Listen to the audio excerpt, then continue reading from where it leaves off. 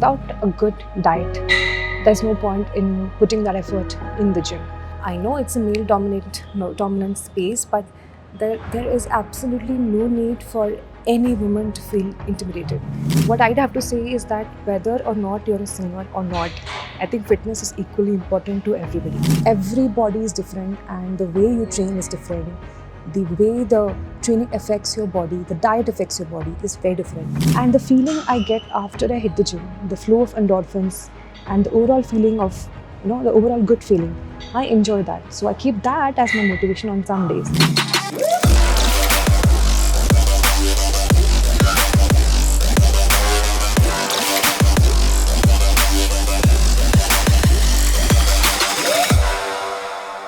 Do I have a fitness role model? Unfortunately, I do not have, because this whole thing of fitness doesn't work like that.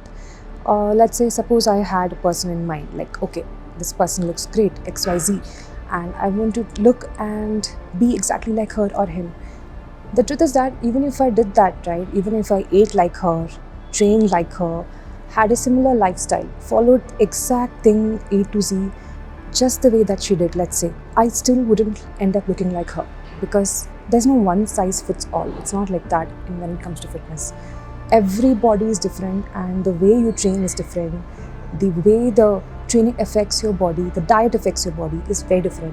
So there's no really point in having a role model. Yes, you can definitely get inspired by people to be, to put that effort to go to the gym and hit that 1 hour of workout. Definitely yes.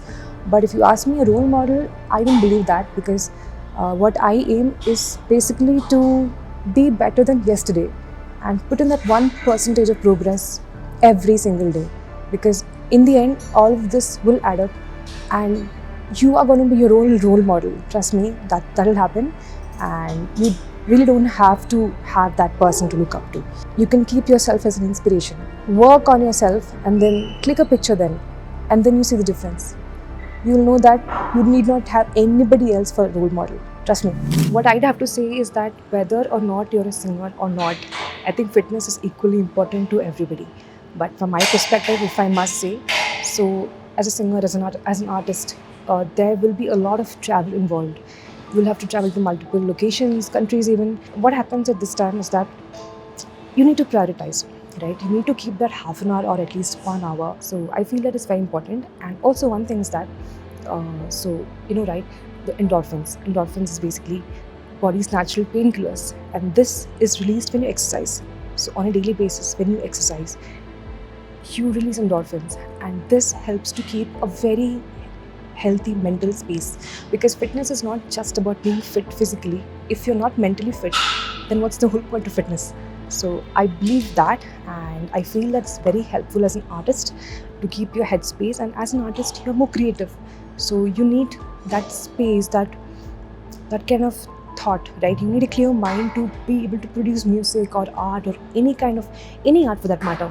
So irrespective of you're an artist or not, I truly and firmly believe that you must at least spend 20 minutes or half an hour into your fitness. See, I'm a trained classical singer, and like you guys must know, so classical music requires to sit on a carpet for long hours of time and do riyaz. Riyaz means practice. So initially that used to be so difficult for me. I don't know what you call, you have to sit like this, you know what I mean?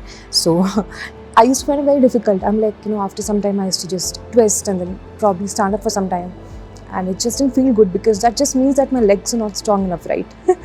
So then, of course, fitness definitely helps in that, and do more leg days, and I do more leg days. I take my leg days very seriously, because it's important. Yeah, that has helped me to sit comfortably for a longer duration without having to move around and probably just fidget around. That's one thing. And of course, breathing. Music is breath. So there's no question about that. So it has helped me in so many ways that I can't even start to tell you. So endurance is a main thing. So even your strength training, or be it your cardio, everything, all of this together helps. And of course, like I mentioned earlier, I used to practice yoga. All of these things put together has definitely helped me as a singer to improve my breathing and my posture, which is super important. So do I do only cardio, or I do a mix of both? So personally, I do a mix of strength training and cardio. every workout session. So the thing is that, so personal experience, I used to be a cardio bunny for the most part of my life. And then when I went into strength training, there had been days where I actually kind of skipped my cardio because, I used to do strength training and then I thought, what, this is enough. But that's not true. The whole point of cardio is to improve your cardiovascular health. And it's equally important to hit your cardio goals as well. So, what I typically do in my workout session is the first 40 minutes, or let's say even 1 hour, breaks included, I do my strength training. And then later on, I move to cardio because I keep something, so it's like this. So, you do the things that you like first. So, I like strength training more than cardio. So, I do that first. Now, I switch to the cardio in the later half of my exercise. So, the last 15 to 20 minutes, I dedicate to cardio, even though I don't like it. So, it's not like you just go to the gym and do the things that you like and come back. That's not how the whole thing works. So for me, it's a mix of both, and it's important to hit your cardiovascular, to take care of your cardiovascular health because your heart beats for you. So my difficulties in staying consistent, but all I did was to push myself every single day without fail. And actually speaking, on those days when I'm not at all feeling like going to the gym, and there are going to be days like that for sure, and I still have days when I don't want to go to the gym.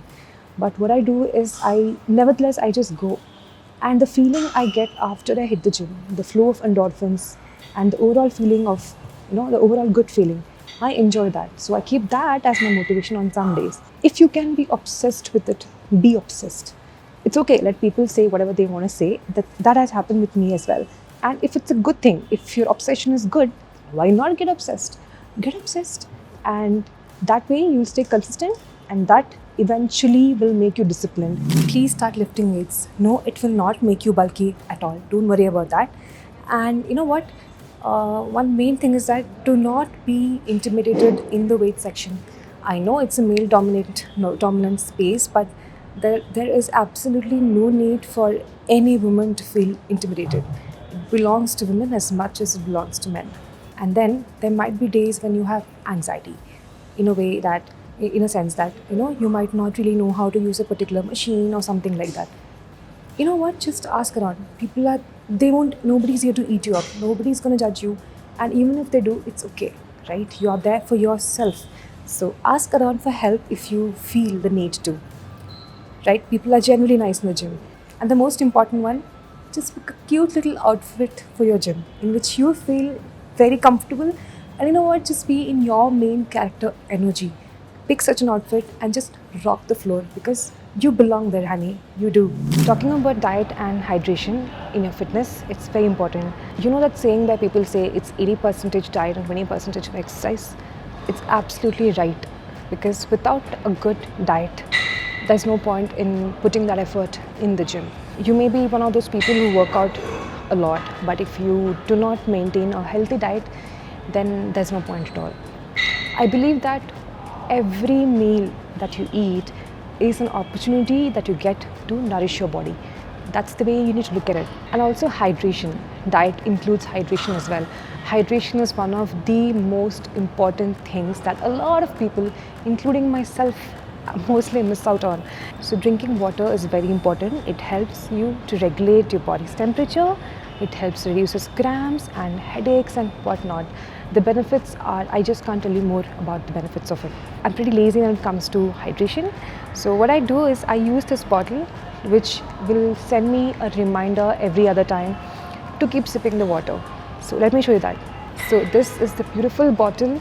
It's called Level 8 and look at the colors. It's customized, and you know what, sometimes I even match my outfits with this bottle color. And the thing with this bottle is that it reminds me to keep sipping water. So this bottle is a personal reminder for me to drink water. So you can set reminders. So this basically works with an app as well. So what the app does is that as and when you drink the water, right, the app, it reminds you how much of water you've taken and how much is left for that one particular day's intake.